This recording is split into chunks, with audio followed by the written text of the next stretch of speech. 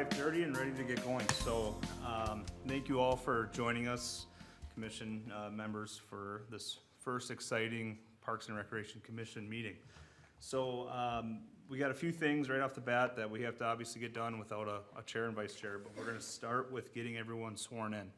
So I'm going to call you guys down. I have an order right here in front of me. I'll call you down in this order, and we'll get you all sworn in and get on to our next item. So we'll start with Karen, if you want to meet me up here in the front.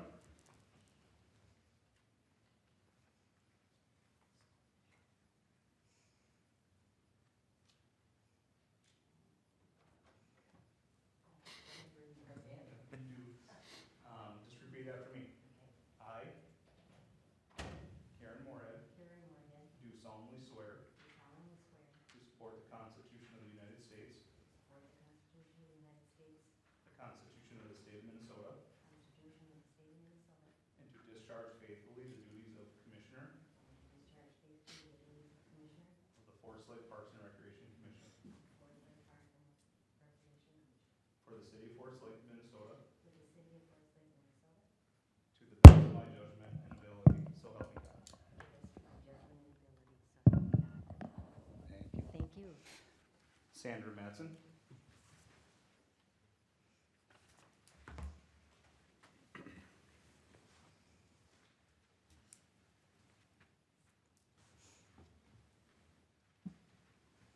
Just repeat after me. Raise your hand.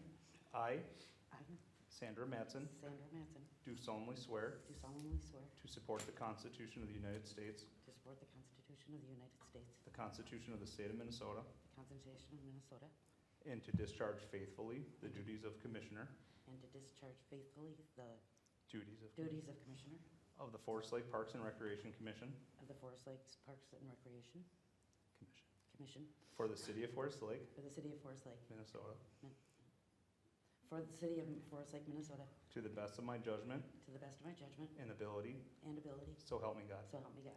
You. I get the paper, right? So it's easy for me. Sue Herdina.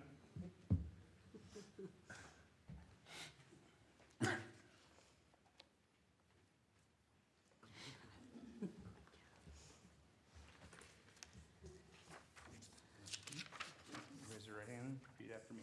I, Sue Herdina, Sue Herdina, do solemnly swear solemnly swear to support the Constitution of the United States, to support the Constitution of the United States, the Constitution of the State of Minnesota, the Constitution of the State of Minnesota, and to discharge faithfully the duties of Commissioner and to discharge faithfully the duties of Commissioner of the Forest Lake Parks and Recreation Commission of the Forest Lake Parks and Recreation Commission for the City of Forest Lake, Minnesota, for the City of Forest Lake, Minnesota, to the best of my judgment and ability, so help me God. to the best of my judgment and ability, so help me God. Thank you. Aaron Eckert.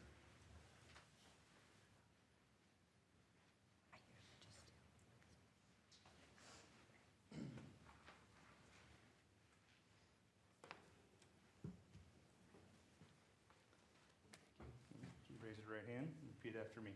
I, Aaron Eckert, do solemnly swear do solemnly swear to support the Constitution of the United States, to support the Constitution of the United States, the Constitution of the State of Minnesota, the Constitution of the State of Minnesota, and to discharge faithfully the duties of Commissioner and to discharge faithfully the duties of Commissioner of the Forest Lake Parks and Recreation Commission of the Forest Lake Parks and Recreation Commission for the City of Forest Lake, Minnesota, for the City of Forest Lake, Minnesota, to the best of my judgment and ability, so help me God. to the best of my judgment and ability, so help me God. Thank you. Don Theisen.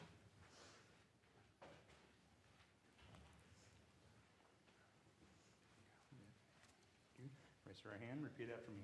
I, Don Theisen, do solemnly swear Do solemnly swear to support the Constitution of the United States, to support the Constitution of the United States, the Constitution of the State of Minnesota, the Constitution of the State of Minnesota, and to discharge faithfully and to discharge faithfully the duties of Commissioner the duties of Commissioner of the Forest Lake Parks and Recreation Commission of the Forest Lake Parks and Recreation Commission for the City of Forest Lake, Minnesota, for the City of Forest Lake, Minnesota, to the best of my judgment and ability, to the best of my judgment and ability, so help me God. so help me God. All right, Thank thanks, you. Kyle. Tim Garry.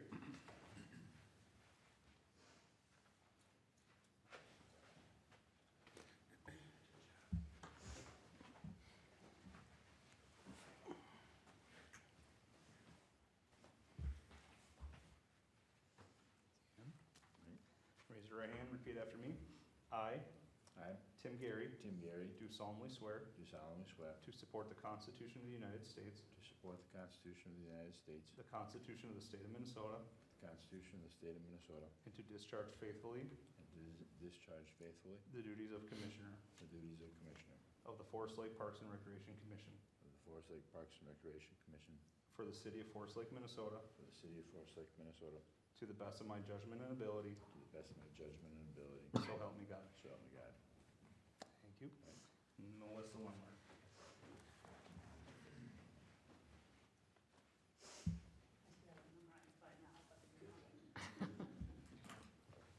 You got it?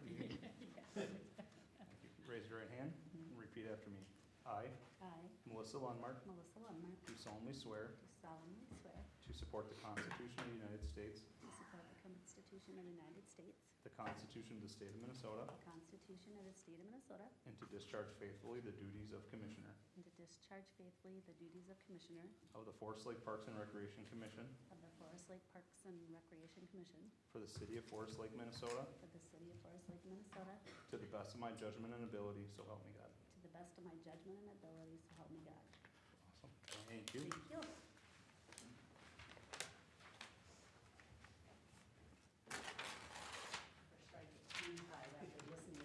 All right, hardest part's out of the way.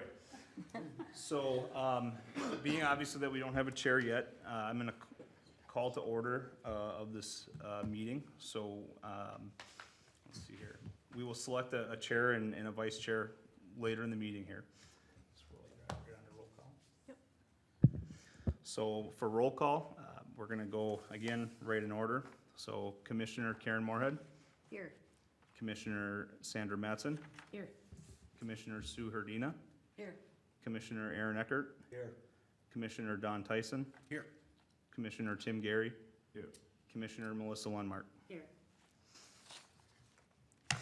And again, without a chair elected, is there a commission willing to make a motion to approve this agenda? So moved. So moved. And then do I have a second?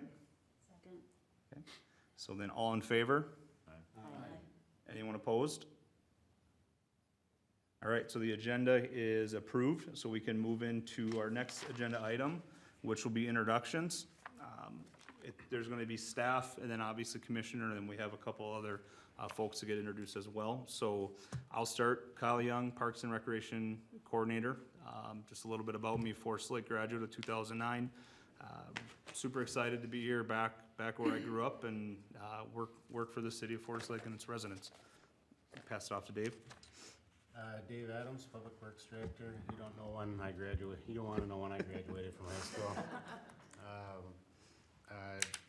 I am, the Parks and Recreation now is under Public Works, before it was under Administration, so, I will be here or, staff assisting Kyle in the future for any agenda items. So, any questions, concerns, you can always reach out to me or Kyle on Public Works Maintenance or Parks.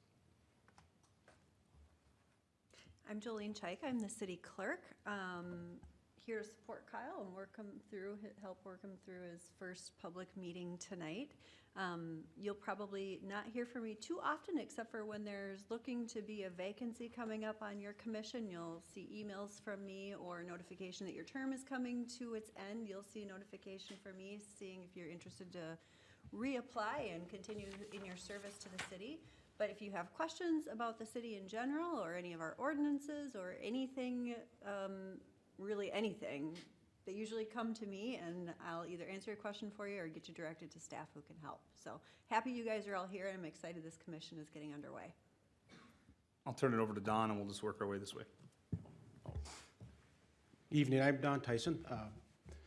Been a city resident since 2009, and really excited to be here and see the Parks Commission kick off. I'm the retired Public Works Director for Washington County, and similar to Dave, the county parks were part of my division.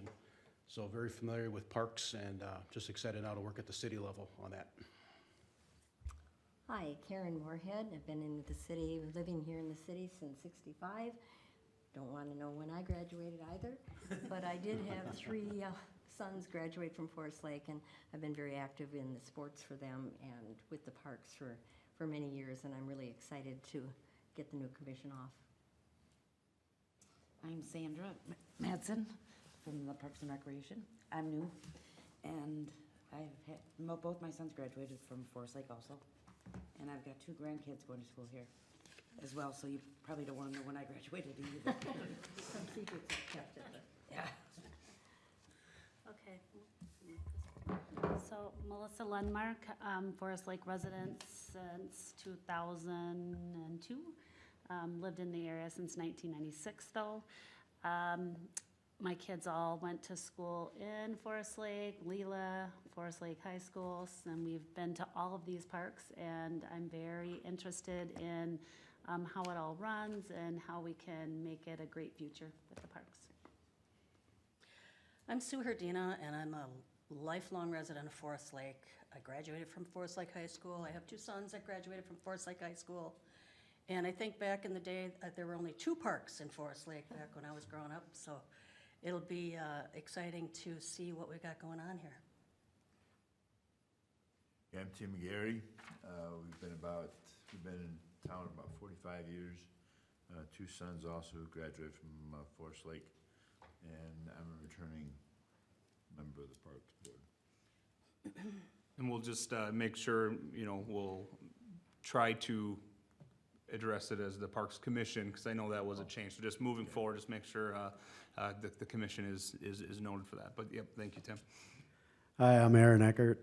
My family and I moved to Forest Lake in 2017 from Florida. Have 2 kids who actively use our parks in the city, and actively involved in sports in the city. So looking forward to the opportunity. And then we do have some folks that are non-voting members, right? It's the Forest Lake Area School District and then the Forest Lake Area Athletic Association. So with FLA, we have Cindy Weiss, so you can go ahead and just, if you want to give a little quick, I'm not letting you get off the hook. Been in town since '96, used to teach in the district, got 2 girls that graduated the last few years, and I'm the treasurer with FLA. And then with Cindy, Christine, I'm not going to even try her last name. Christine Kappelhoff, Forest Lake resident. I have 3 kids who have attended, graduated, and/or attending Forest Lake schools. They have played multiple sports and/or playing multiple sports, as well as coaching multiple sports in the community. So very interested in all that is to come here. Christine's also the president of the youth lacrosse of Forest Lake, so. And then behind Christine, we have Mike Hennon. He's not going to be our main school district rep, but Corey McKinnon, who's the director of community ed, will be here most of the time representing the school, but Mike certainly will be a part of that, and Mike was able to attend tonight since Corey wasn't. So Mike, go ahead and. Mike Hennon, 7th year here in the district as the activities director. Yeah, I still live in Cambridge, but I spend about 18 hours a day here. I go to sleep. And then, of course, unofficially, Blake and Hannah here with City Council. So if you guys want to just give a quick overview as well. Yep. So Blake Roberts, I had the pleasure of interviewing you, all of you, with Hannah, and I just want to tell you how important this is, and pleased I am that after 2 years that we finally have this commission up and running. I know most of you, a couple new faces, and I think it's a great mix where we have people who've been on the commission for years, new people, and just people who've been involved in the community for years. So thank you for your service. I'm available, email, phone call, whatever, however you want to reach out to me, but we've got great staff here and just really pleased to get this kicked off. So if I can take a picture of everyone, if that's all right, everyone's smiling. Could have told us get up here, not get a bad hair day. All right. Great, thanks.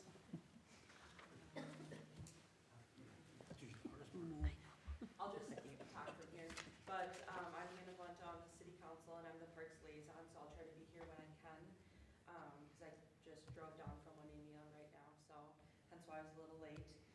But just to echo what Blake said, we're very excited to get the Parks Commission up and running, because it's been a couple years, have high hopes and we're very optimistic and we want to fund parks and all the good things that comes with it. So we're very excited for you all to be here and excited to see what this commission does. All right, thank you, everyone. And I did realize that I didn't print off the new amended agenda, so the hard copy, I'm a little off. So Dave just won $20 because I made a mistake. So moving on to the next agenda item, it's going to be the election of officers, and I'm going to turn that over to Jolleen. Thanks, Kyle.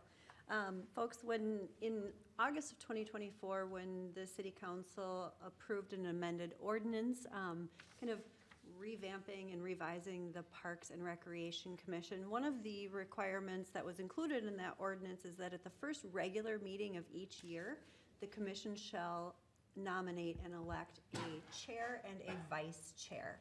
The role of the chair is really to run the meeting, to keep things moving cleanly and quickly and efficiently, and also to ensure that when the commission is taking action through a motion, that we're getting a motion made and then a second on the motion, that a vote is conducted appropriately so that the record is very clear, because all the things that you guys are going to be doing as this commission becomes a part of the official city permanent record. So the role of the chair is important to keep the meeting moving efficiently and properly. So tonight we're going to ask that amongst you folks, you either nominate yourself or another commission member to serve in the role of the chair of the Forest Lake Commission, Parks and Rec Commission, and then also a vice chair. The vice chair would serve in the role of the chair when the chair is absent. So, Karen, did you have? I would like to nominate Don Theisen for the chair. Okay. Brings a lot of knowledge to us. Do a good job. Great. So we have a nomination for Don. Is there a second for that, to support that nomination? I'll second that. A lot of seconds. Okay, we'll take a second from Aaron on that one because I saw his hand go up first. So we've got a motion to nominate Don as chair and a second. Can we get a vote? All in favor? Aye. Aye. Any opposed? Congratulations. Excellent. Congratulations, Don. Yeah. And Thank you. turn it over to you after this, after we get through this, and you can run through the rest of the agenda. So I'll just finish up here. So we're looking for a nomination for vice chair to serve for the rest of this calendar year for this commission. Any nominations? I'd like to nominate Karen, Thank you. the vice chair. Do we have a second? I'll second that. Great. All in favor? Aye. Any opposed? All right. Nomination carries, and we've got our chair and our vice chair. So Don, if you're comfortable, you can go ahead and continue on with moving the rest of the meeting forward. All righty. Well, thank you, everybody. I guess that's what happened when you sit at the end of the table here. And you're retired. Yeah. All righty. Next item is open forum. Is anybody here want to speak before the commission? No one was on the list, so I'm assuming we can just move forward with that. Okay. Moving on, Kyle, a Parks and Recreation overview. Right. Just give me 1 second, we'll get a slide going.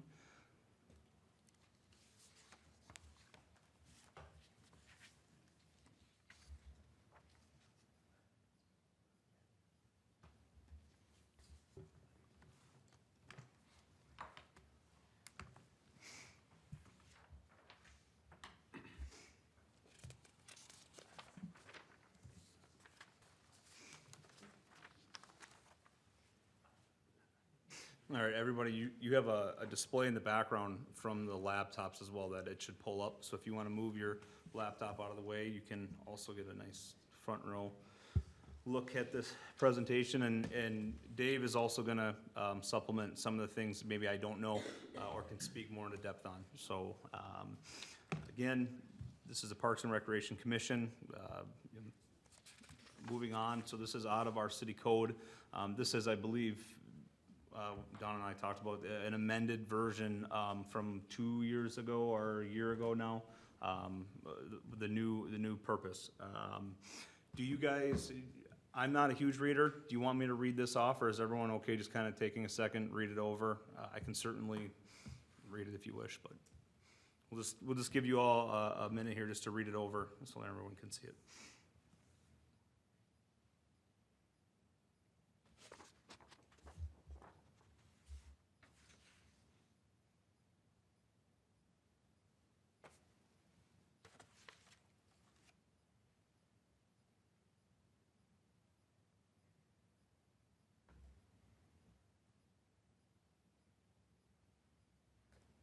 All right, I think I've seen all the eyes go up. So just to give a little overview of city organization in general, right? So we have the city council side of things, where you have a mayor leading that council. And then within that system, we come down to several different commission advisory boards, including the Parks and Recreation Commission, which you are all here for tonight. Within that commission, we have our commission members, which are all of you. On the staffing side of things, we will have our city administrator, who just had recently started. I believe it was February 18th was his start date. So he's new to our system as well. That's Administrator Mark Stotts. And certainly he'll make his way to this commission. Again, he's pretty new right now. He's getting his feet and hands wet everywhere. So, and then under Mark Stotts, city administrator, we have our what I consider leadership team. I know you guys kind of have your own department heads, if you will, and that's where, you know, Dave Adams, being the public works director, is that next person down from the city administrator. Within the public works system is where you'll find my position, the Parks and Recreation coordinator. And then you can see we just added some additional seasonal staffing. Of course, under Public Works, we have a 16 full-time, their own divisions, or what would you guys consider, like water and streets and?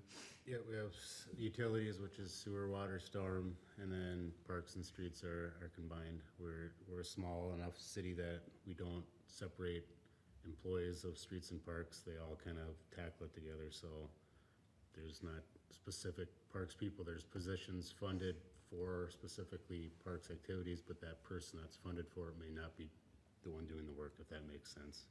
We're trying to slot hours for time spent, but we don't have a dedicated full-time park staff. We'll get in a couple slides, kind of. Karen had a question. I have a question. Is that where the rangers would be, and they do different jobs throughout the year? So the park rangers are the ones specifically that run at Lakeside Park in the summertime. And the ice arena, or the ice? Those would be the warming house staff, Okay. yep. Thank you. Kyle, let me just add, if somebody has a question during this, just raise your hand and I'll make sure Kyle sees you. Okay. The big change in this, and I mentioned at the introduction, is that Parks and Recreation used to be under administration. Couple of renditions back, it was directly reported right to the administrator, and then the previous 2 years was reported to the community development director. There seemed to be a lot of disconnect there, where a lot of the activities and events and all this planning directly relates with public works a lot more than community development. So when we kind of revisioned this whole commission, that move was made to put it in public works, where if we're setting up for Arts in the Park, Kyle will be asking public works to help set up stuff for the event, where before it was the coordinator would have to go to their direct boss, and their direct boss would have to talk to me to coordinate stuff. So this way, kind of everything we do works a lot better in public works, and the lines of communication are a lot better that way too. So that's one of the big changes, just on that bottom side of how it reports back up. And in a couple of slides, we'll kind of get back to the whole operation of things too, and then how things, you know, work out and work up a ladder. So this next slide, we talk about some guiding documents. How do we do what we do every day, right? We have anything from the park programming to park maintenance. What are we steered off of?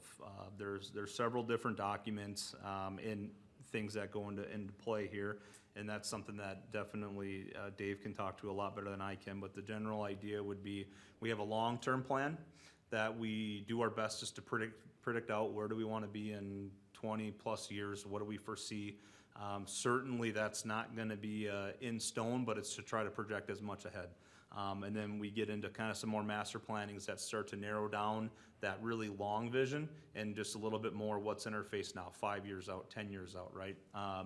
So those documents are very important for decisions we're making today and how they're gonna affect tomorrow.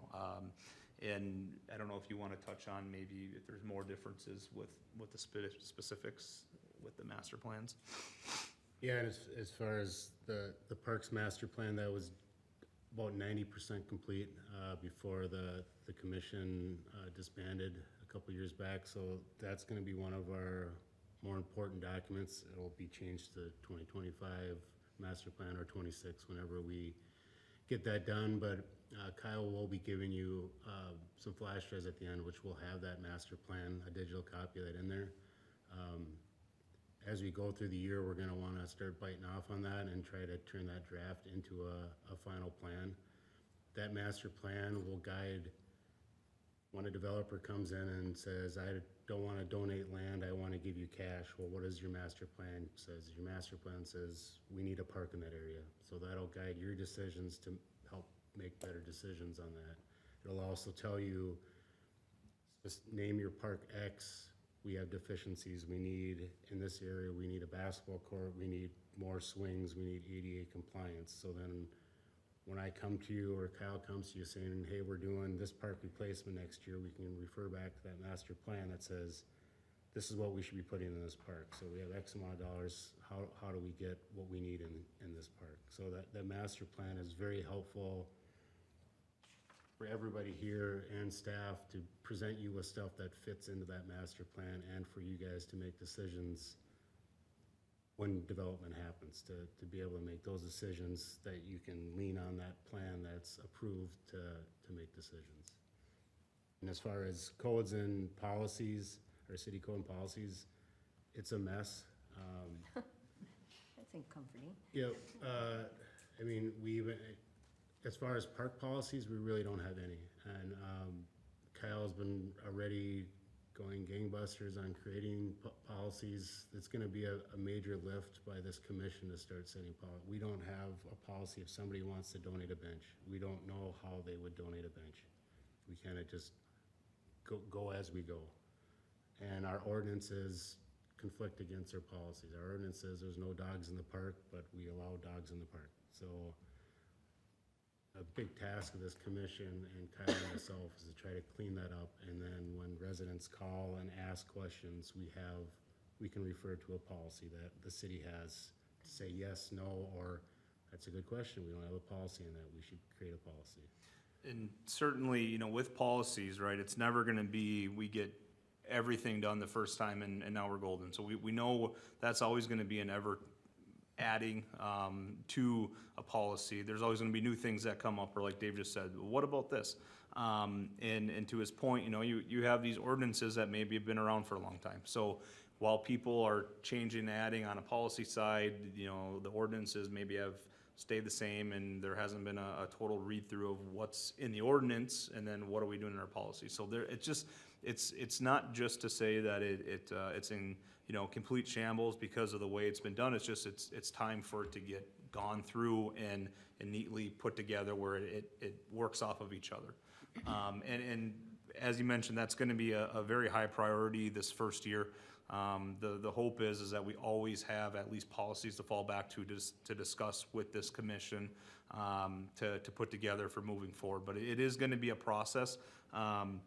We're certainly laying a foundation here for us that we don't have. So it's gonna be maybe some not so fun, you know, entertaining work right away, but with the big picture is we wanna grow this thing up and bring more and more and more. We gotta have a base, we gotta have a solid foundation to work off of. So it's gonna be very important and vital to our department and, again, the future of parks and recreation in Forest Lake. So keep that in mind where it's gonna, there's gonna have to be some, you know, relation back to what it is now and this is what we need to do, but there also might be, and you know, Jolene reminds me a lot that we can't just dive right into policy and get it cleaned up, because we also have to do a lot of cleanup on ordinance level, and that's not just us typing it on a page and saying we're good to go. That's bring it to a council, having it discussed, having it approved. And again, we're trying to do this thing right the first time, because it's gonna be a nightmare if we try to push a bunch of policies and then have changes on our ordinance side and then have to rechange all the policies we just did. So we wanna try to strategically do this right the first time. A good way to look at it is, the city code is kind of the rules that the city and the residents have to follow. And they're a lot more difficult to change for a reason, right? You have to do a lot more, where policies can be changed, right? If in 5 years something is different or something changes, you can go back into that policy and update it and change it. You don't wanna be going into city code and changing things in there. So if you look at it that way, you want your ordinances to be the rules that you can see the rules hopefully forever, and your policies are the ones that, you know, you can modify. So you want your ordinance to guide your policies, but your policies can change over time, and they're made easier to change too. So to Kyle's point, you wanna set your ordinances to guide your policies, and then you modify your policies if needed after that. And can I just add real quick? The reason that these advisory commissions are so important, because commissioners are the boots on the ground doing the work and really digging into the issues to propose ordinance revisions or amendments and to propose policy development changes. And your recommendations then will go to city council, and our council, the mayor and our council member, they're the lawmakers in the city and the ones who set our policy. So your recommendations to them are incredibly important, because you're the subject matter experts who are going to make these proposals to the council for formal adoption. And just. Thanks for that clarification, Jolene. And just the last thing about that, you know, that's vital of having, you know, the school district involved, because they just had redone a lot of their facility use policies back in 2017. So certainly, you know, having their representation to kind of help say, hey, this is what we ran into if we try to do this, you know, that's gonna be vital to us doing that. So everyone, not only just commission members and staff, but we're gonna also be trying to pull in the outside resources of, they just did this too. So, you know, they can kind of help navigate the do's and don'ts, so.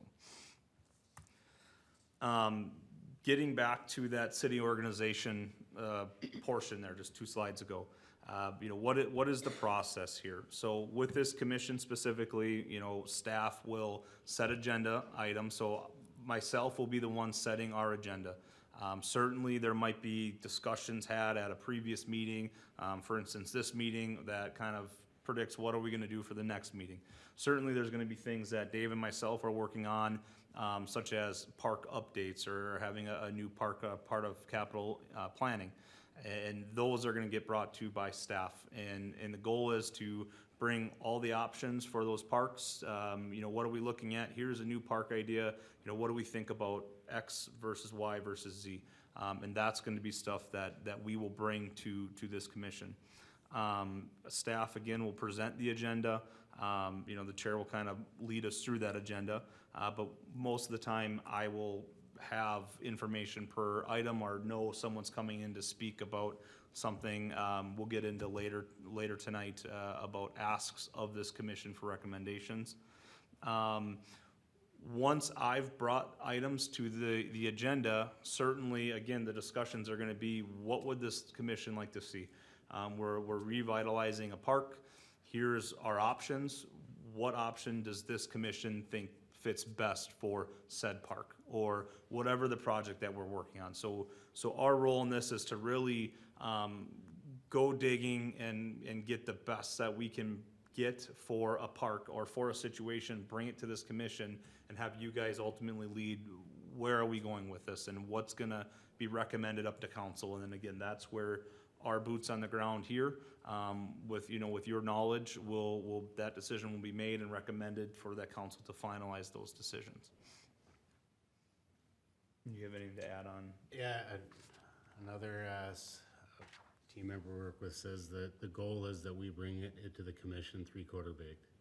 So we'll bring it to you without, you know, taking the master plan in mind and taking the budget in mind and getting a lot of all the questions and answers taken care of before we bring it to you. It's not gonna be, hey, we're gonna design a park, you know, how many park benches do you want? What color do you want the railing by the slide, all that. We'll bring you, we have this budget, here are 3 options from 3 different vendors, all within the price range. You know, let's talk these through. Which ones would you like to recommend to council, you know, to purchase for this park? Just like policies, we're not gonna come with a blank piece of paper and say, tree donation policy, what do you guys think? You know, Kyle will do a bunch of research from multiple cities and a bunch of other policies and bring you, you know, this policy pretty much done with maybe a couple suggestions. Is it something different in this city that may be different than other cities? What do you think about this? Are there any proposed changes? So our goal as staff is to not make you do a lot of that work. Our goal is to bring it to you in between meetings, bring back stuff that you can make educated decisions on. And then from there, once you give that recommendation, we'll then present that at the next appropriate council meeting, you know, however it lines up for that next meeting. And then there, again, that final decision will be made. Communications, this is just something to keep in mind as we go on. I'm super excited, and I want to just work 20 hours a day, right? There's a lot to do, there's a lot to get done, a lot of fun things that we'll get to experience as a whole, being a commission and staff, events, other programs that are gonna be awesome, and you guys certainly, you know, will be out there with us during those events or seeing those things. But as we get through some of the work, it's just to, again, how do we best function and get the most productivity out of both of us, right? Staff and commission. So just a couple things to keep in mind. If outside of the meeting, there's commission-related items being brought up, you have a question about the commission, certainly come to staff. We have to be careful of that open meeting law that we talked about at that previous meeting. So we want to try to navigate things, you know, one-on-one when possible. So if you have commission-related questions, don't hesitate to come to me. Probably the best way is going to be an email. And as we go on, certainly the chair of the commission can kind of draw up some other lines of communications as well if he chooses. But again, don't hesitate just to send me an email. Public related, if you have another resident asking about why are we cutting trees down at Belts Park, bring that to us. Not to say that you can't answer those questions directly, certainly that's not the case, but bring that information to us, let us know, we'll get the right answer pumped out there as quick as possible. Again, any general questions, bring it to us, us as in staff, and again, that person would be me. It's best if you, again, utilize your email. You know, if you are pretty active and you find yourself constantly digging some things up and have questions, maybe write down notes and then send me one email of several items, and then that way I can sit down, get all those answers and get them shot off to you. You know, what we want to avoid is just the random drop in and then, hey, I can never find you, or I can never get a hold of you. Certainly, face-to-face meetings, I'm more than open to that. Again, just setting that ahead of time would be extremely appreciated on my end, because then I can focus some time on your questions versus constantly missing you because you dropped in just to say hi quick and had a question, right? So as much as we can, just having that open line of communication between yourselves and me. You know, whenever in doubt, just send me an email. Certainly phone calls, if you're right in the moment on something and you want to see, go for it. Absolutely, you can give my number a call, but again, the email is just the best way to communicate. Anything you feel? No, yeah, Kyle's your constant, right? So he has the entire rest of city staff supporting him. So even though Kyle, you ask a question that Kyle will have no clue the answer to, still send it to Kyle. Kyle will get the answer. Just get used to having Kyle be your contact at the city, even if you know it's probably a question I would answer, it's easier just to go through him so he's aware of the questions. He finds the answers and then reports back to you. So it gets screwy sometimes if you start going to multiple people and then Kyle might not know I'm dealing with one of you offline or not with him. So it's, I think just knowing that Kyle is your constant contact at the city is the easiest way to get the answers that you're asking. And certainly encourage, you know, residents to utilize that. I mean, if they have questions, they can also reach me in at the parks email, my email, or that office phone. Getting into kind of more of our system, right? That's just the operations of it. This is when the fun work will get going, is once we start diving into parks. Just to give a brief overview of the system, 23 parks, 4 community parks, 17 neighborhood or mini parks, and then a couple special use parks as well. Biggest difference that you're gonna find with a community park or a neighborhood park and mini, it's pretty self-explanatory, right? You're gonna have Lakeside, and then you're gonna have Bay, which is just a really small, you know, neighborhood mini park. Doesn't have a ton of stuff, but something for those direct, you know, residents to utilize for kids. But then we're gonna have the beach, the boat landing, the arts in the park, and the big playground down there at Lakeside. That's gonna be your community park, or Fenway Fields fall in line with that community park. And then trails and open spaces, just some stat there on the trails, sidewalks, and then open parkland space. Where do you want me to hit on? Lakes, the three main lakes, with the Forest Lake obviously being the biggest, the largest. There are 3 public accesses within Forest Lake. The lakeside access is city maintained. The other 2 are DNR. So Lakeside Park, our public works was out there with that major heaving going on, and they were cutting the ice away so we could safely get vehicles on and off that lake, right?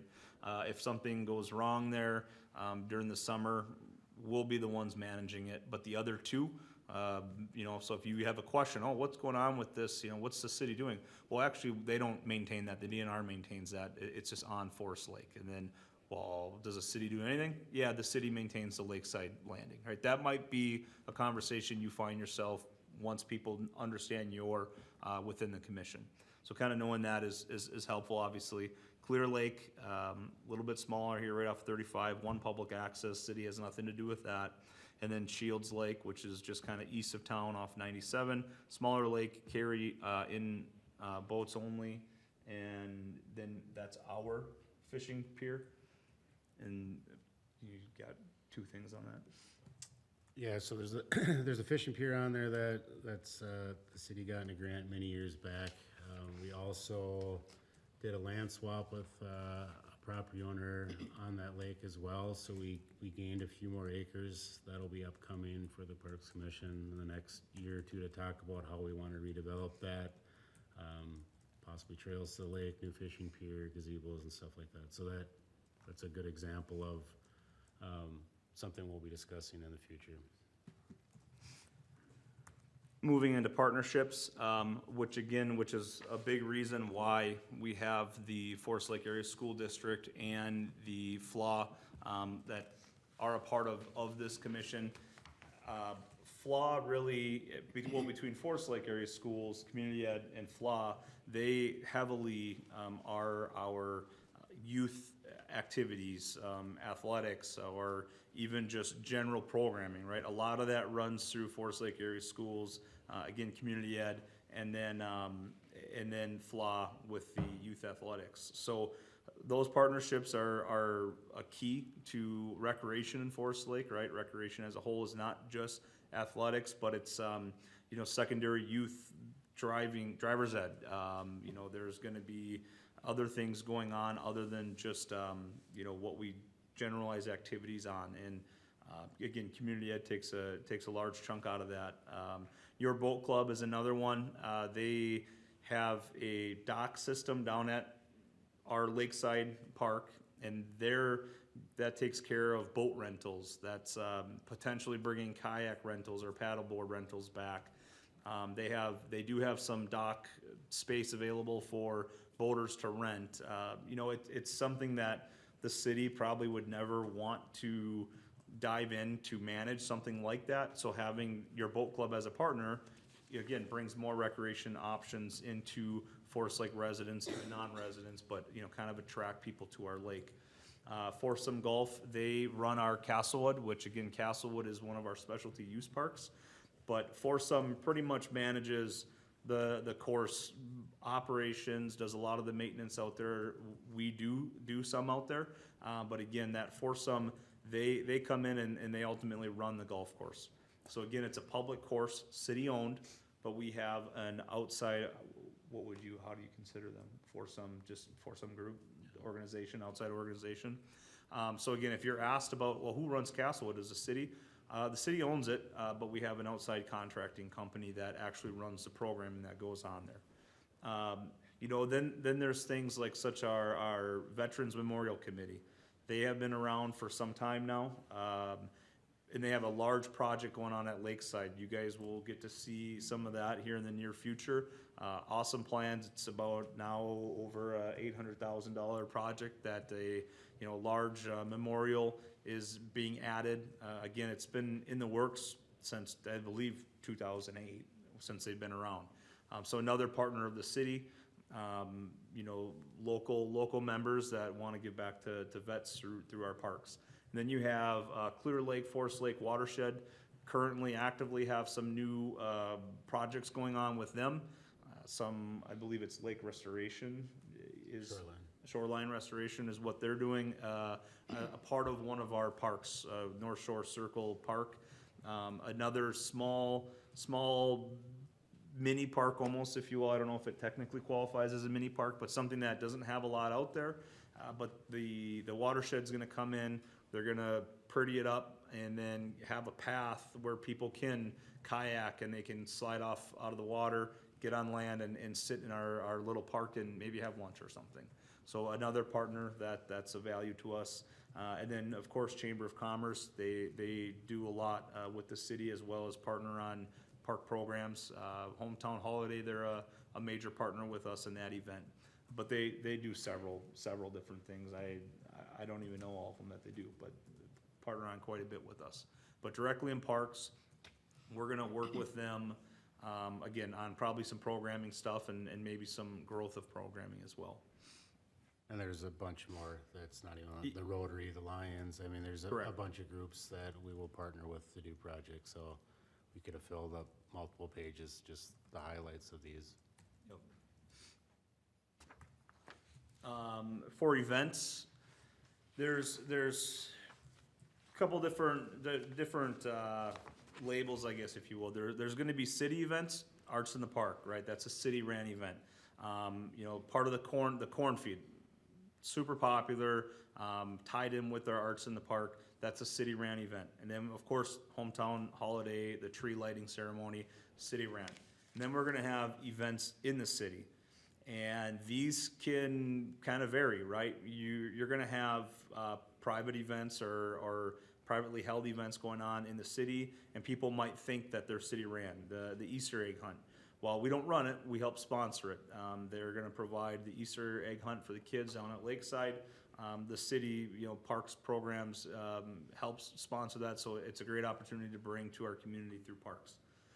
4th of July, another large one that most people may say, oh, what are you guys doing for 4th of July this year? Oh, well, we actually don't run that. We sponsor it, if you will. We assist with some of the costs into that. Of course, things that we might expand on, but just to kind of clarify, it's not a city-ran event, but we're certainly a part of it. Again, help with, I believe it's firework costs currently right now is what we help with. And then helping with setup wherever possible. If they need some help with some barricades, Public Works will go in there and help. I don't even know what other examples to use that they might ask. Police and fire put a lot of time in security and all that, so it's a heavy lift for the city that some people think it's a city event, but it's still, it's a Legion run event that the city puts a lot of time and effort into to make it a good event. You know, another event, the Rotary Plunge, you know, the way that, you know, the city might be a part of the event is, you know, the city will waive fees for the park use, where we definitely don't want to have people not want to run events in our parks because we're gonna charge a park fee. So that might be a way we're involved and kind of partner. But again, an event certainly not put on by the city, put on by the Rotary. But we help out by saying, hey, we're gonna waive any fees. Also helping set up, I think it was probably 2 years ago now that they couldn't do the lake. So Public Works, you know, helped set up the jumping pool in the parking lot. So again, things that we want to be a part of, we just might not necessarily run them as a whole, but we're still a part of them, right? So it's just kind of, then Princess in the Park, another thing that there's a private group that does a great event, and we waive those fees, but it's not a city-ran event. So just kind of, you know, keep in mind if people are asking about events, you know, don't hesitate again to refer to me if you need clarification. There's gonna be different things that are going on. Again, Arts in the Park, we absolutely run that, but then some of these other ones we might not. So if you get questions, ask for clarification. And I think a goal of Cal particularly, and staff, and city council, and your group want to see this get bigger, correct? I mean, that's the goal too, is we want to spitball other events, try to sponsor other events, try to get events in, possible city-run events. I mean, we want to have stuff going on here, to have, you know, people come to this town to go to this event. So Kyle, another big task for Kyle and commission is we might be throwing ideas off you and saying, what do you think of doing this for an event, or this person has reached out and wants to use the park for this. So we'd love to have something going on here all the time, of, you know, to get people in the city and just have residents have something to do all the time in the city as well. So, I mean, we do have stuff going on, but we'd love to see more happening too. Funding, you know, how is this all funded? And that's definitely something that I'll refer Dave to. He can speak a lot more thoroughly on it. But just kind of give a brief overview of everything that goes into parks. So the first way of funding is general levy. That's basically our operations. So that it goes into Public Works, and then Public Works divides that out in between parks maintenance and parks programming. Parks maintenance is right around $750,000 a year. Parks programming, which includes Arts in the Park, is about $250,000 a year. So roughly $1 million, I would say. Of that $1,300,000 of it's staff wages and for seasonals and full-time staff. So about $700,000 goes into doing all the mowing, doing all the parks programming, fixing playgrounds, irrigation, all that stuff, just to keep the parks maintained and to coordinate events. So that, and also general levy, there's $350,000 that go from property taxes that get put into the Parks Dedication Fund. So the general levy is internally funding some of the projects that we have planned for capital. The hope and the dream is to get general levy dollars up to the amount that will keep that fund consistent, that you'll be able to continue to do projects, that you'll be able to plan your 10-year plan to take money in and to continue to do projects with that funding, and that would be the goal. That's how the general levy works.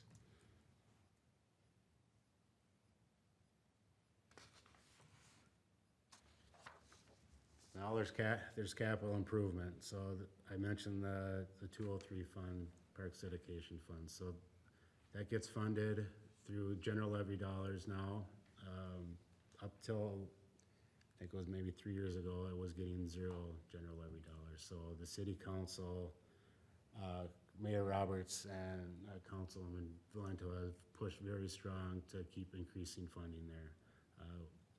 We shot high at asking for 550,000, but they've been slowly building that up. So it's a credit to the council to know that residents want improved parks, want things going on here, so they have shown that by putting general levy dollars into this fund. Also, there's park dedication, so when a developer comes into town and wants to put in 100 houses, they're required to either give us land or give us dollars for park amenities. That's where these decisions will come in later on of what does our master plan say? Do we want to take the cash to improve a park nearby, or do we say, no, we want X amount of acres of land in this development to develop a park for this neighborhood? So that money could either come in land or it could come in dollars. Dave, question, how does that work with the planning commission? Do they send that to us, or what's the? So it's planning commission and staff will work on that, but the Parks and Rec Commission in their ordinance have to review that development when it gets developed, and they have to give recommendation. So it's an ordinance that this commission will review that and provide recommendation to council of what they recommend for each developer.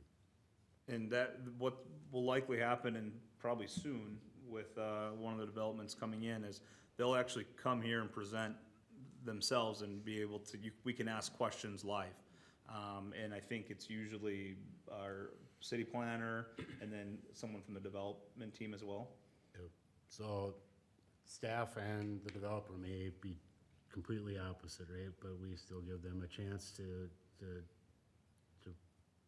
prove their case or tell you what their vision is, but staff will also provide you a recommendation of what they feel the city should do. So that they get an opportunity to talk to you. Yep. But does the park commission then have like a budget, or is the budget actually public works and then we go from there? Yep, this isn't a park board, so that you are just the commission's just advisory commission, so there is no budget that the Parks Commission has. So 10 years ago, there was a park board and they made the decisions on how to spend the money within that budget. It's a commission now where we provide you options of how to spend that money, or following our capital plan or following our work plan, or that this is what we recommend to spend these dollars that were budgeted through the city, whether it's park dedication or general levy dollars. And then with whether they decide on park, whether it's ground or cash itself, is that then we're advisory on that, and then the city council or planning makes a decision? Ultimately, the city council make that decision. So staff, myself, would present that to city council with the park commission's recommendation. We would say X development is happening, they have park dedication requirements. It was reviewed by the Parks Commission, their recommendation is X, Y, Z, and then ultimately city council would decide either to go along with the recommendation or whatever other direction they'd like to go. And so is all new development comes under the guise of some sort of a park dedication? I mean, like commercial has one formula and residential has another formula? Yeah, so commercial won't be a discussion, they would just be giving cash. There's a formula that tells how much park dedication dollars it have. You're talking more of residential development where they're developing 40, 80 acres of land. Did they ever come up with a way of charging mini storages? That I do not know. A couple, 3 years ago, the mini storage wasn't being charged because there wasn't any rules or regulations on charging them. We can certainly table that and kind of bring that back, and I can certainly do some digging on that, because if that's a curiosity of yours, we can certainly do that, but for tonight, we'll kind of pass on to keep with the presentation, but certainly I can do some more digging, get more information. I can follow up with you. I think that proves a good point of what Kyle said earlier, that there's gonna be staff here when stuff presents. So if it's on the agenda about park dedication, or whatever, you're gonna have the correct people sitting in these chairs. You'll have the person from zoning or community development that would know that answer. So our goal is when we have it on the agenda, we're gonna have the staff here to answer your questions at that meeting. You know, we only meet once a month, so if we can't answer that, just like now, if we table this, now it's April before we can get you that answer, and we don't want something on the agenda to wait a month, you know, to make that decision because we didn't have the right staff here. So that the overall goal is Kyle's gonna make sure the correct people are sitting in these seats to give you all the information that you may possibly need to make a decision and get that off the agenda and a decision or direction made.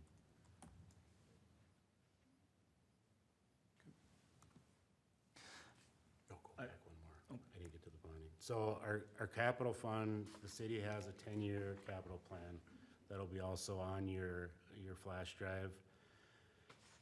The way we have that laid out to be funded is current infrastructure is hopefully planned to be funded through the park dedication, either through development or general levy dollars. Any big projects like the redevelopment of Fenway Park, if we're gonna add 4 more baseball fields and soccer fields, or the redevelopment of Tower Park to make a brand new massive park, right? That would all be contemplated for bonding. So we kind of try to separate that a bit, where we try to make sure we're funding what needs to get replaced and repaired. And then the big stuff is, okay, we may need to bond for this. If we get hung up on, well, we probably shouldn't do these 5 parks the next 5 years because we really want to add a baseball field or 2 baseball fields to Fenway. Now you've just kind of defeated the purpose of your 10-year plan to keep up on maintenance. So as we get farther down the line, we'll kind of go through that and show you what's bonding, what's maintenance. And then certainly, you know, kind of something that we're always actively thinking about is grants, right? I know a really popular topic right now is Fenway field lights. You know, there are grants that are available, but that all comes through really good partnerships and planning. So that's always an opportunity too. So we can use grant dollars to you know, dump into our facilities, if you will, and then donation, partnership, and sponsorship, right? You know, there's several projects that I'm interested in that I might be asking for folks to sponsor, partner through advertisements, stuff like that. So that's something too that, again, this commission, you know, likely in April, I'll have some things coming at you of projects that we would like to pursue, and this is how we're gonna do it, and what does the commission think about something like this?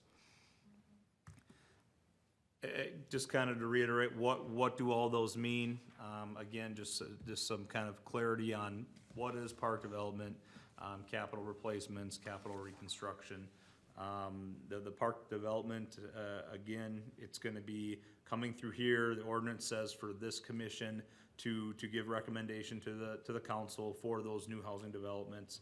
The capital replacements, you know, and this is gonna be heavily park related, is gonna be out, the equipment's timed out, and that's where those 10-year planning, 20-year planning, and what Dave had mentioned, we can't just stop our 5-year plan because we wanna build a new ball field, right? We have to consider the park maintenance on things. We're gonna have parks, playgrounds that are timed out, they have to get renewed, right? So that all kind of plays into part, and certainly will be discussed here as we move forward, because that's a never-ending thing, right? Every year is just another year on the timeline, so you're always gonna have that moving forward. And then capital reconstruction would be, I think, did you use Belts as kind of an example of that? Belts would be a good example, or Fenway, where if you were gonna change the use. So that's a massive project, not just taking the equipment out of the existing container and putting new stuff in. It's, you know, an overhaul of a park, which Belts is almost a complete overhaul of the existing. You're still putting the same amenities in, but a little bit improved amenities, but I mean, it was a massive project.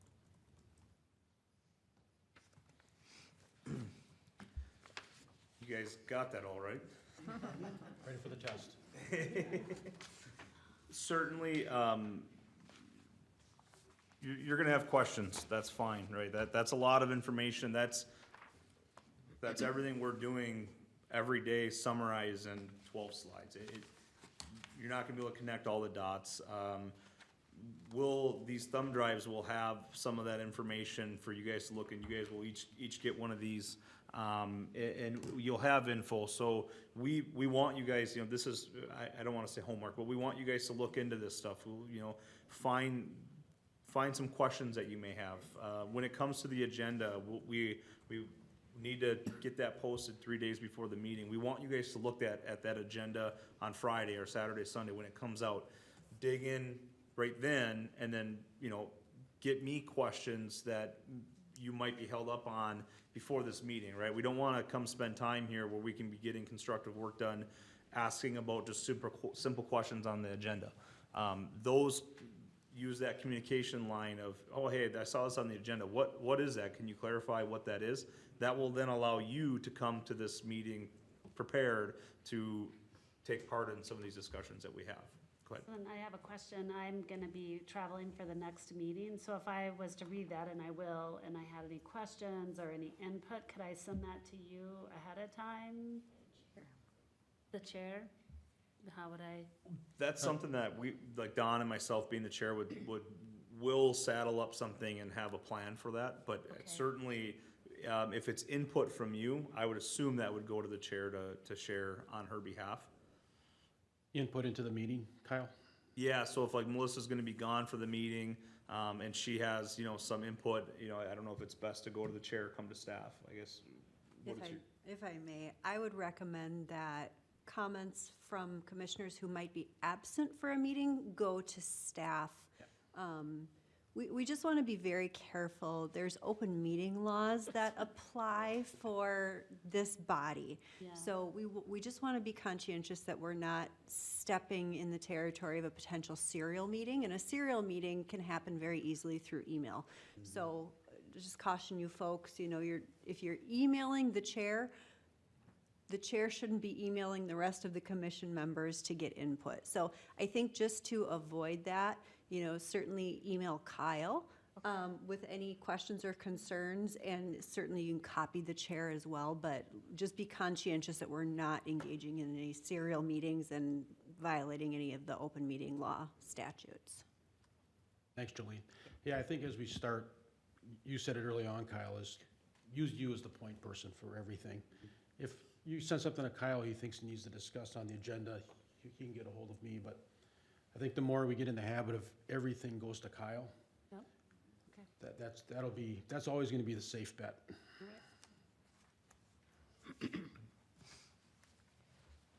Okay. Well, ready for the next item, Kyle? You got item 9, Special Olympics. So, this is a great way to kind of dive into what this commission's going to, experience on a month-to-month basis.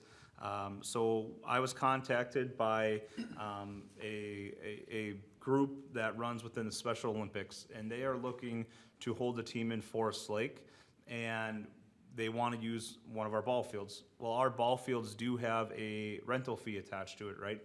And that's city council approved, so we are very strict on how we follow that. In this case, this group is looking for 6 to 8 practices out at Schilling Park.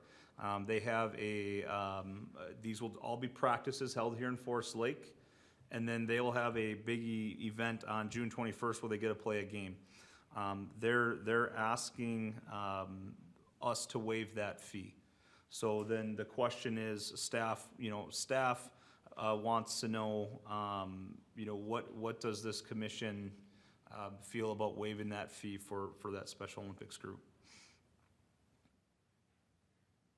Any comments, questions? Make a motion? Well, I think anything that we can do to include Special Olympics would be a good idea. Yeah. And good publicity for our town. I just worry about the slippery slope, because maybe it could be in a policy of some sort, so that we don't have others right behind them with good intentions as well.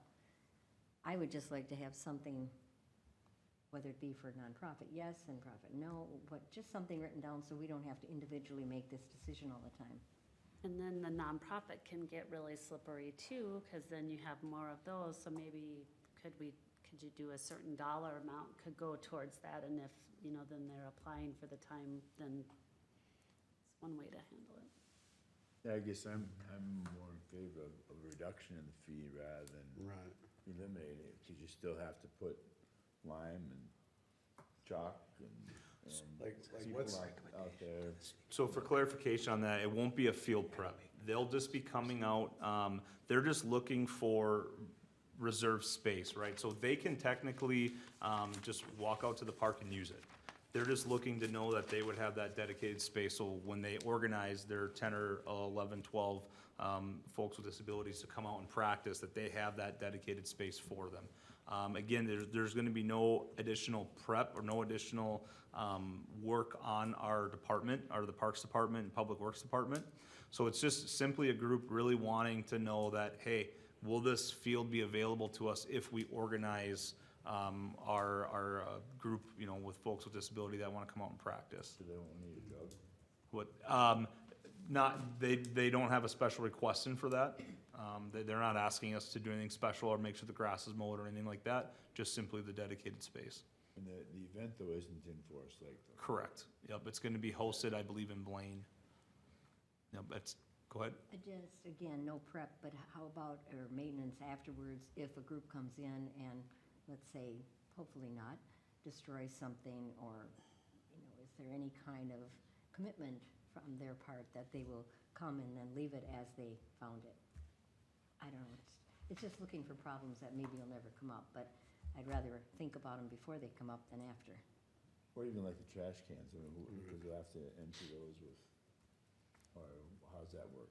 At Schilling Park. Yeah, we do that daily in the summertime, so regardless if there's somebody there or not, we're still out there changing the trash. what's the potential impact on existing city sports programs for baseball? So right now, baseball and softball, they typically don't use Schilling Park.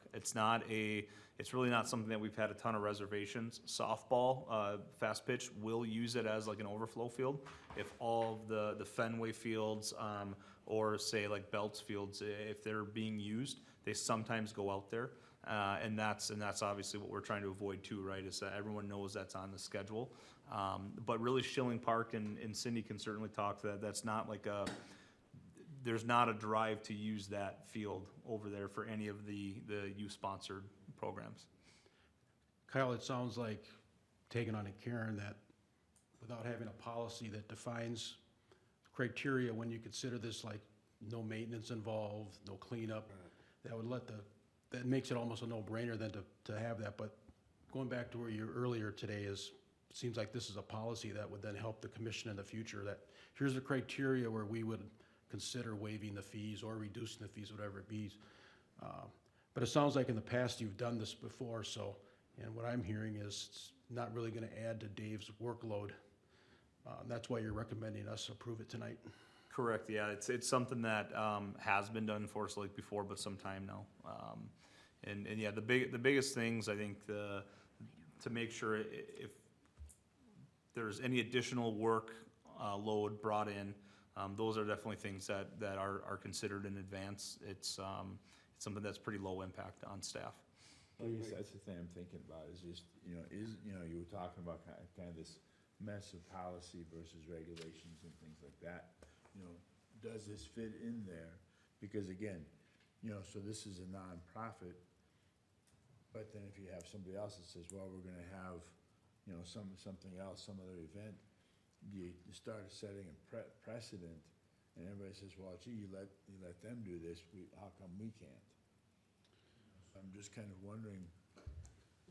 And that goes all the way back to slide number 2, when we said that it's a mess, and that's why we need to create these policies. You're gonna make it a lot nicer for somebody 5 years from now when all these policies will be made, and Kyle will be here and saying,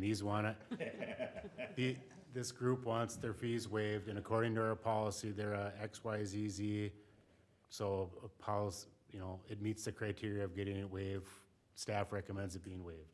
then we save 10 minutes of discussion because we follow the policy that we created and we move on.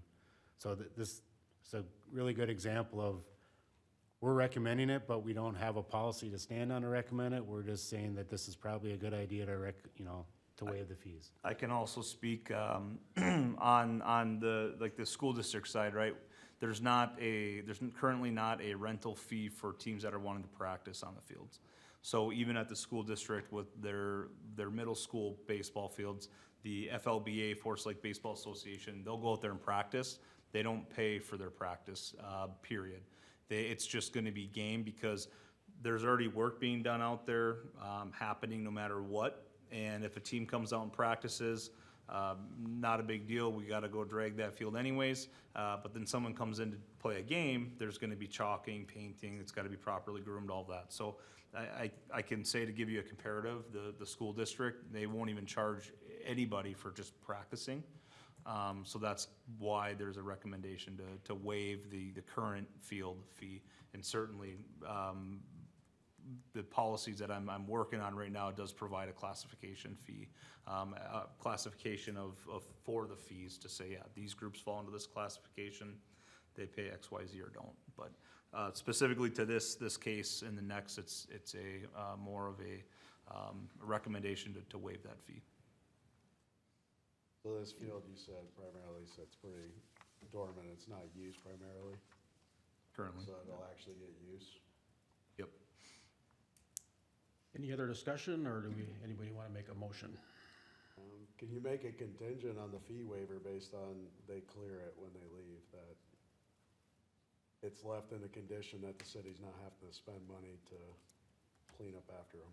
Yeah, especially because their event is not in Forest Lake, Right. that they're practicing. So the game itself is not gonna be in Forest Lake, Right. correct? Correct, This yep. is just the It's practices. just the practices, so you shouldn't really have a game. I could see, yeah, you're gonna have cleanup. Is that a motion there, and you want to make then? Was that a motion? Yeah, I can make an emotion to approve. With the contingency With of, the contingency that it's, the city doesn't have to incur cost. Okay, Aaron's made a motion to approve it with the contingency that there's no cleanup to this city cleanup cost. Yeah, I second that. Second by Sue. Mr. Chair, I just have a point of order here. Yes. Because the commission is an advisory commission and fees are an ordinance established by the city council, the motion should be a motion to recommend city council approval Okay. of waiver. Thank you, Jolene. I'll make a motion that city council approve, considering that that the city does not have to incur cost after they vacate the facility. And I second that motion. Okay. Any other questions, comments? Right, all in favor? Aye. Opposed? We're taking action. getting there. Just to add to that, so if you read the staff reports, the recommendation, if you pretty much take off the beginning part, that's what we're asking you to say. So a lot of times, if you look at the staff report and you agree with staff, typically we'll try to bold it out for even and put in quotation marks, and just so then you know exactly what you should be saying. Then you're not getting tongue-tied or trying to approve a recommendation or changes. If you add what you added on there, that's fine, but we're kind of trying to give you the language of how you wanna make that motion.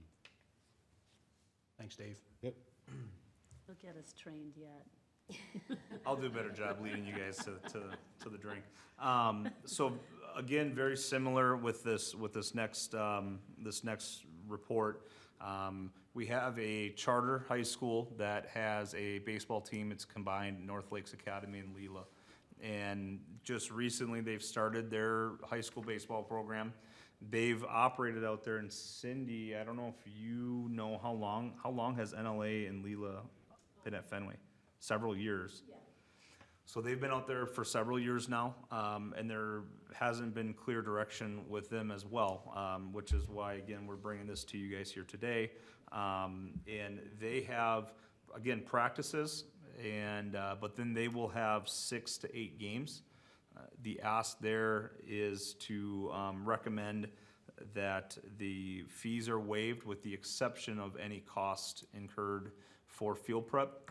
Do note that right now, FLA does manage the field prep side of things, so they would be the one that is actually preparing the field for the game, meaning chalking and field painting. So if there's a payment being made for the field prep, they're gonna pay FLA directly.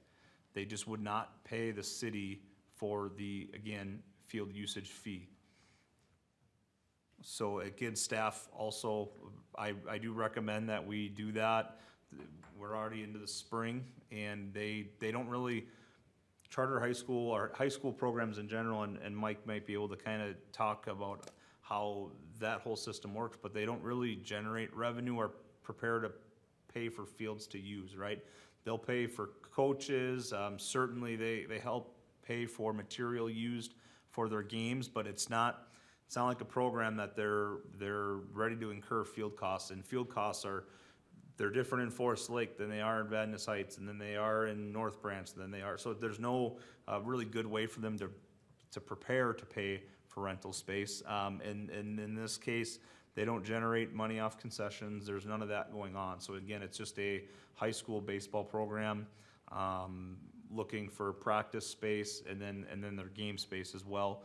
And I would recommend that we waive, or recommend to council that we waive any fees associated with field usage, but then pay for the field prep to be done for games. Go ahead. Okay, no, questions or comments for Kyle? Karen. You said that Cindy's here that they've done this before, used them, and there hasn't been any problem. I know Fenway's always been a very top-notch situation for the Parks Commission, and we want to make sure that they stay as pristine as we want them. So therein, I would like find out, have they left the fields ever? I mean, again, we're looking at something that might happen, we hope not. But again, if they're out there on those fields, and if they're misused at all, there could be some cost occurred. And would FLA do that, or would the commission, would the city? So if there's any damage done, this group, I believe with their liability, if it's extensive, right, they would cover it. But if it's things such as cleanup or, minimal maintenance, the city would probably go out there for repairs. Again, it all depends. It's a pretty broad question, or there's a ton of different situations that could arise with that. I can say, my knowledge of this group, they're a pretty respectable group. They, especially this year, are doing a lot to communicate with FLA, FLBA on schedule alignment. It's something that hasn't worked perfectly in the past because there hasn't been clear direction, which again leads back to us trying to create those policies. That is in mind right now with the policies too, is groups like this. How do we communicate? We need to get this done in the fall, et cetera, et cetera. But as far as I know, there's never been any major issues. The only thing that would ever arise is really a conflict of field usage. But again, the NLA LILA coach has done a lot to keep up communication and trying to do as much as he can to work with FLA and FLBA. So I don't know if you have anything to add to that, Cindy, if you know of any major. It's just as long as we know where the bill goes. Yeah. Because nobody else knew that last year, so it was about 7 months. So, again. We just added a caveat onto the last one that maybe isn't on it, then should be, so that just nothing happens afterwards that we have to be upset about. That they would know that it's a real privilege to be using those fields, and to make sure that there would be some oversight, maintenance needed if they, I don't know how he put it on his motion, but it could be the same. Well, Kyle, I have a question, because it looks like on your introduction, it says they'd like the fees waived except for paying for field prep. When you get down here to the staff recommendation, they're saying all fees. I guess I'm just thinking if they're willing to pay for field prep, charge for field prep. Those are any fields associated with field usage, so that's just the city fees alone. You're looking at the recommendation part, is that? Well, I'm looking at both. So the last line of your introduction says that they're willing to, with the exception of paying for field preparation costs. So it sounds like they're willing to pay for field preparation, but when you get down to your recommendation, it looks like you're trying to drop all the fees. So the recommendation is just referring to us, just the fees that are associated with city fees. So the introduction includes that they know that they're gonna pay the field prep fee, which is done by FLA. So that's an additional cost for the chalk, you know, just the paint and chalk, basically. Okay. Those are provided by FLA, so we wouldn't have any recommendation on the field prep fees. It's just any fees associated with field usage, meaning our city field fees. There The again. children that go to LILA are residents of Forest Lake. Correct, yep. Most of them, both NLA and, It's a charter school. they're part of the Forest Lake area. Yep, Karen's go got a ahead. question. Yeah, just left my mind here. Oh, that, we were before talking about no fees renting for practices, but when they have their games, would there not be then a recommended fee for during the games? Yep, so that's a part of like that field prep fee. So I'm gonna refer to the district a lot of the times. So with the district schedule, there'd be no practice fees, but there'd be a flat field prep fee. And that would cover any of the costs to prepare the field specifically for material. And then just a small amount to, you know, help again with additional time, gas, stuff like that. So it's very common to see just a field prep fee. And that kind of covers the rental.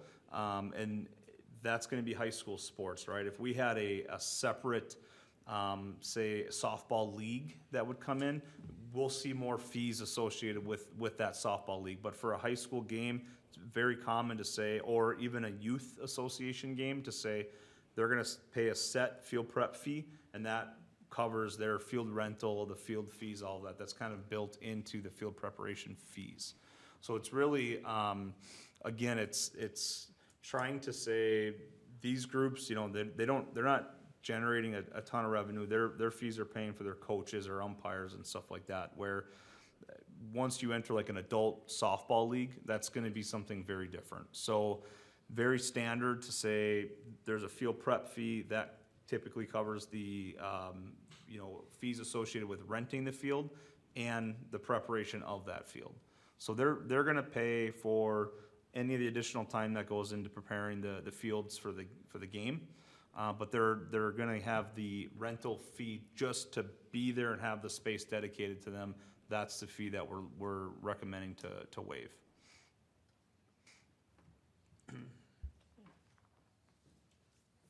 Any other comments or questions? We want to make a motion?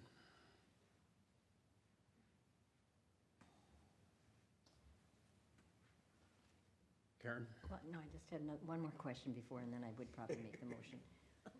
We're talking about rental fees from the city for other fields. So this rental fee would go to FLA because it's part of the prep stuff. Yes, correct. So just the preparation goes to FLA, and that's just gonna simply cover the additional work being done. So FLA they pay for like the outfield lines to be painted, right? They're paying for the chalk that's actually gonna be used on the field. They're paying for someone to go get that field game ready. Again, very standard for like what the district will do with like youth, Legion baseball, VFW, FLAFA, FLBA. It's very similar to what they'll do is they'll just say, hey, we're just gonna charge you the extra costs that go into preparing this field for you. However, we're not gonna add on any rental fees for you to use the space because they are high school or youth within Forest Lake area using those fields. So trying to eliminate any idea of the city taking money back just for the rental and just saying, we're just gonna pay for what we have to put in additional to this field to get it ready for you. So, hey, chalk, it costs us money. That's what we're just gonna charge you for, but we're not gonna actually charge you for the space to be used. Being that they're Forest Lake residents or Forest Lake area school attendees, stuff like that. Does that kind of help a little bit? It does, and the school district probably does not pay a rental fee when they use it as well, correct? Correct, they would not, yep. Any high school program in general, it's very common practice that high school sports don't pay anything to rent fields from city, obviously schools, they don't charge themselves, right? So it's very common standard, we're not losing anything that other people are gaining on. Again, mostly because it's our youth are attending our schools, local schools, there are local youth. So we really don't wanna say, we're gonna charge you a fee rental for that, but we're gonna say, we're gonna cover our costs that go into it, so it's not costing us anything for you to play on our fields. But we're not gonna try to generate revenue off those programs using our spaces. Where again, an outside league will say, no, we're gonna generate a little revenue, we're gonna cover our costs, but we're gonna make a little bit back on that. Which we just, again, it's not common for high school sports, youth sports in general, as long as they're local, right? If they were, if a North Branch team called us and said, hey, will you waive our fees, we'd probably have a different conversation on that. Because they're non-residents, right? They're gonna come from a different city, district, such as that. Want to make a motion, Karen? Sure, I'll make a motion that we waive any fees associated with the field usage for LILA and North Lakes Academy, Make that recommendation to council. and take that recommendation to council. Right. Karen's made a motion, and second, anyone? I second that. Melissa, second. All in favor? Aye. Thanks. Kyle and Dave, a couple things that, from this discussion to think about is, when you researched some policies, and they did deal with the issue of somebody does damage, potentially you have a damage deposit, so you can collect on that, some sort of that.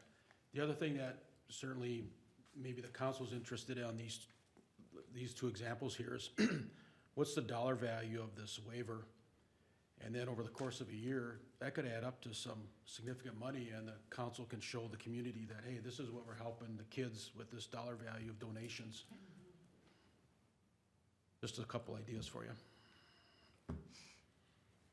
All right, next item. So, we're gonna talk about the, our commission meetings in general, the format of them. So, open forums are not required by law at this type of meeting. Does this commission want to offer that open forum to the public? I just have I would say yes. an opinion that if I was confident that people would approach one of the commission members with a problem, and then we would hand it off to you, Kyle, and that it would be taken care of, that would eliminate a lot of people having to come here. That hasn't been what I've observed in the past, so it would be a problem to me if we cut them off here, and then we're not gonna handle problems in any other way. But I certainly don't think we'll have many people coming here, but why not have the ability to? Yeah, I would think you'd have them with, a 2 or 3 minute presentation time, and, I mean, it's just, I think it's a good PR move. Leave it open. I mean, if nobody shows up, like nobody showed up tonight, then it's not much of an open forum. I mean, is there an option technology-wise to, because for some people, 5:30 on a Wednesday is kind of hard for them to come here. Right now, I don't think we're doing any sort of like online where people can just chime in. Suggestion. Correct. Box. Yep. That could I then think become part of a meeting agenda. Residents are able to even send an email to say, I want this read at open forum. So that's always an option as well. Okay, that's good to know. I think the consensus, Kyle, is have an open forum on the agenda. And that's not like an action item, that's just a general thing as we create the agenda. And then, so again, it's not a required thing, but some commissions do like to do the Pledge of Allegiance at the beginning of the meeting. Does this group want that or is interested in that? Yep. Yes. Can't do it enough. Yep. Okay. And then this is just lean in for the last 2 points of every meeting. We're gonna have a staff update and a commissioner update. What we're looking for is gonna be, for the staff side of things, we'll likely bring things to you that maybe aren't full circle yet, where look for this on the next April meeting. That might spark you to do some digging on your own, but just to try to give you guys an idea of, hey, what's coming down the pipeline for the April meeting. That's what we will use staff updates for. What we're looking for from the commissioners on the commissioner update is items such as, I was out at the hometown holiday event and this is what I saw. It's to give just a general overview of maybe items that you guys saw at parks, or I was at Belts Park and I saw some people were having issues, trying to get in the pickleball court or something like that. Just some general updates. What we're not looking for is a time for commission to have 40 questions lined up for us, right? That's what we'll use, that open line of communication of, hey, get a hold of me. I'm here for you guys to use during the week. Trying to keep this as constructive as possible during this meeting. That's our goal with it. So when we talk about those updates, that's what they're gonna be used for. Would it be similar to, I can't tell you enough how wonderful the basketball courts look and are used? Yeah. That would be part of that. And the little- lights. Correct. Lights are fabulous. Yep, correct. Is when you guys notice stuff or are getting feedback, those are great times for those. Staff updates. With that, going into staff updates, just was gonna highlight again, we have these thumb drives. Once we wrap up, I'll get them over to you guys. I'll kind of explain, how you're gonna utilize them. But the goal here is to, as the year goes on, we'll do some updates. We'll get you guys more documents as we get them. This thumb drive is for you to take home and have access to all this information that we're talking at meetings. So if there's a park up for capital improvements, we might have construction plans that we talk about here. We'll add that to your thumb drive. So bring that with you each meeting. What I'll likely try to do is gather those from you guys and then probably do it the next day and then say, hey, they're ready for pickup, or we can arrange somehow to cleanly do that. The other thing is I'll dump, once we have like agendas finalized, meeting minutes finalized, we'll also be dumping that into a folder. So as we do those updates, you'll always have that up-to-date information. What we would ask is if you have things that you're working on to create your own folders within that thumb drive, if you want something shared with this commission and you're working on stuff or getting information, you're asking questions, create a shared folder. I can also pull that when we update your thumb drive and share that with everybody else. So if you feel it's important, these thumb drives the goal is to have those go on as long as we can. So say we have a commissioner that, they're done with their term, we want that to roll over to the next commissioner so they can just jump in and say, oh, this is all this information they talked about last year that they've done for the last 3 years, and here's a bunch of notes. That's our goal with these thumb drives, is to really give you a briefcase to come and go with and keep you up to date with specs and things that we're working on, notes that we have. Great. If you don't want something to be shared, I would just encourage you to create your own folder, Don's folder, versus Don's share folder. That way, if you don't want something shared with everybody, you can still have your own dedicated space in that, but we'd advise just to maybe have your own safe spot on your computer versus putting that in a thumb drive. But we'll talk about that as we go on and create a really good process for that. But like I said, the goal is to not have printouts every meeting of 500 pages and then you have to hold on to it. It's really just a slick plug it in. Oh, here's the March meeting. That's right, we talked about this. Here's the minutes. And again, we'll just update that as we go. Kyle, this is probably a question for Jolene. My past life thumb drives were really a problem with viruses. And are these encrypted, or how's that handled? These are not encrypted. I guess I kind of share some of those same concerns, especially if you folks are going to be uploading information to it and then Kyle will be reviewing it. Technically, he really shouldn't probably plug that into a city computer. So we might need to revisit that and come up with a better plan for sharing of information. I think that for tonight's purposes, the information that he's providing to you, these are brand-new flash drives, they're city flash drives, they haven't been used previously. I don't have concerns about you folks using them to obtain the information that he's uploaded onto them, but I guess I would have some concerns if there's information trying to be shared back and forth on those flash drives. Well, I plug it into my, and I have a virus, and I give you a virus back. That's Correct. the issue, right? Yeah. Exactly, yeah. So do you have like OneDrive or SharePoint or anything like that? We do. I think that with the access that you folks have, this commission has through city email, I don't believe that extends to a OneDrive file for you. So The files be shared via email, and then we could upload them to the drive? yeah, I think we'll have, we'll do a little bit. City of- staff will, you'll Yeah. look at that. We'll Yeah. I just wanted to we'll raise figure that. out a game plan Yeah, to make okay. sure that everyone's, you Yeah. know, sharing Goes both- information safely. Right. Okay, Thanks. thank you. That good point on that.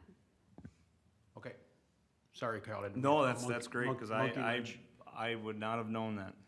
So that's why you guys are here. Is there something on that flash drive you want the group to look at specifically before the next meeting? It was a lot of just like where Belt's project was at, kind of what our CIPs was at, so nothing specific, just more just general information for you guys to have, kind of where we had left off with the previous commission.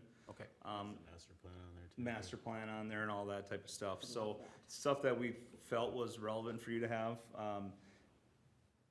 I'll maybe hold on to these this time, and then I'll, would you want them? We'll hand them out. When he And said then- Belts Park, I want one. We'll hand them out and then, revisit how we're gonna, if we go back and forth. And maybe that's just not an option to do the back and forth, but we'll figure out all that. Encryption is an option, is a way that it can be done. Okay. So. Did you have anything to do for staff updates? Belts Park bid opening for the site work was beginning of this week. It came in $50,000 under estimate, so that is a good thing. You don't know, and you'll see in that folder, Belts is in kind of 3 separate projects. We did the court rehabilitation, which isn't complete yet. They'll be doing the surfacing this late spring, early summer. That part will be complete, and then the other phase is broken into 2 phases, which is the site work, which is putting all brand-new pedestrian facilities throughout, sidewalks and trails throughout the park to create ADA connectivity. And then, as you saw, have seen probably, all the old playground equipment has been taken out.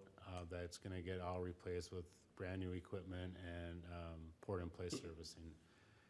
On that flash drive, they have artist renderings of what it all is gonna look like. That's the exact playground that's going in there. It also has construction plans of where all the sidewalks and trails are gonna be going throughout the park. But right off the bat on this second project, we're 50,000 under estimate, so. And is the ball field still remaining a skin field? What was it? Is it the ball field is there? That's not part of this plan at all, so that was completely removed. That might be a future phase that this commission wants to discuss. But we're already into that park, $1.5 About the million, volleyball so. field. What? The volleyball field? So that is, Volleyball court, so I that's guess. gonna get removed because you'll see in the construction plans, the ADA ramp has to kind of do a switchback to get up that hill.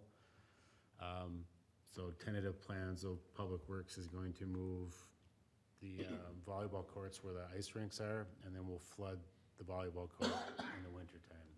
And it'll actually probably make 2 courts, just because the ice rink is bigger anyway, so that's kind of the working plan on that. Second update is April's meeting, we'll be bringing to you Manor Park, park rehabilitation. It's on the CIP for 2025.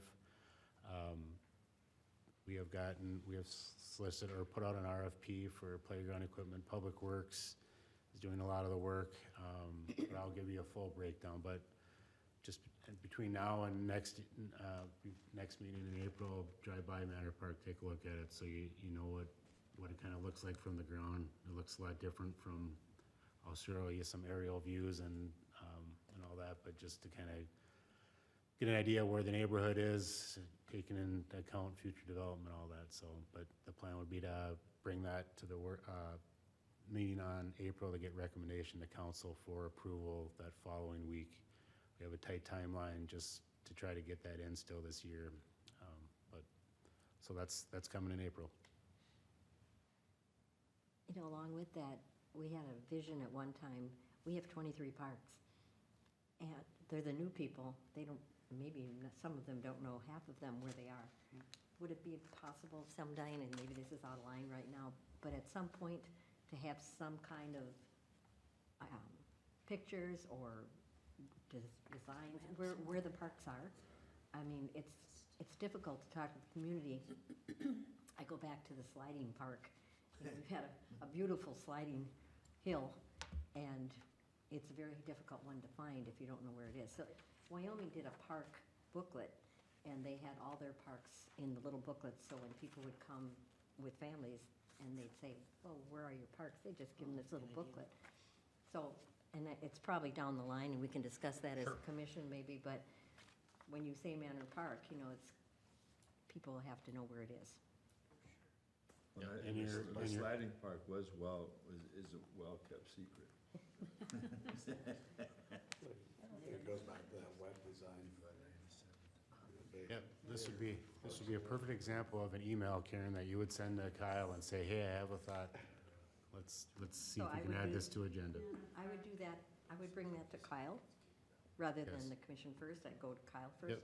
So we wanna, when we do these commission meetings, we wanna make sure we just follow the agenda. We don't wanna stray off of, all of a sudden, let's start talking about what we should be doing, you know, so just to try to keep them orderly, we can create that suggestion, we can make that a agenda topic for an upcoming Oh, okay. commission meeting, and then we can talk about it then, so staff is prepared and other commissioners have time to put, you know, think about it and put feedback in. We just don't wanna, if nobody knows what we're talking about, then it just becomes a bunch of people talking and we don't really accomplish much. That's fine, just so I know who to get it to put it on the agenda. Everything goes to Kyle. Kyle. Everything goes to Kyle. Kyle. Ken, it is in this community guide. There's a list of There's a addresses. list of addresses, so if you have that. I kept it because I figured it would come in handy for this. On that flash drive, there's that map too. It shows you where all the parks are, so you'll have a copy of that as well. So Great. there's a lot of information on those flash drives, so if you do wanna grab one, there's a lot of stuff you can page through on there just to kinda get you Up to date. and stuff to look at. Okay, the last item is Parks and Rec Commissioner updates. Being this is our first meeting, anybody have anything? Happy to be here. Yeah. I just feel a great sense of relief that we're going to have a lot more communication between us and you, Kyle, and the city. And that makes this job kind of fascinating and exciting for me because I think we are the eyes and the ears of the community. And I want to be that. I don't know about the other commissioners, but I love that they feel they have people they can talk to. So when we do, then we share that with you, is correct, right?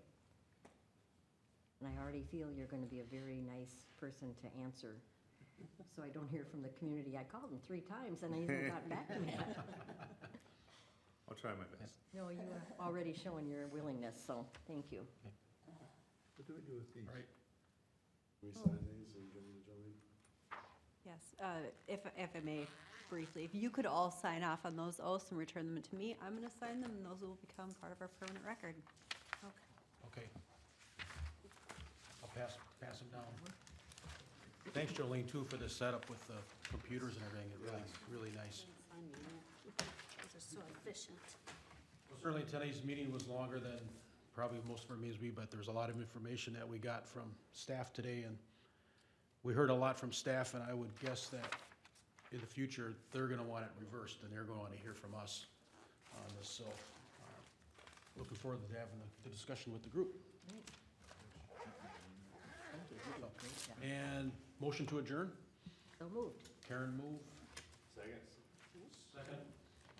By Tim. All in favor? Aye. Okay. Yes.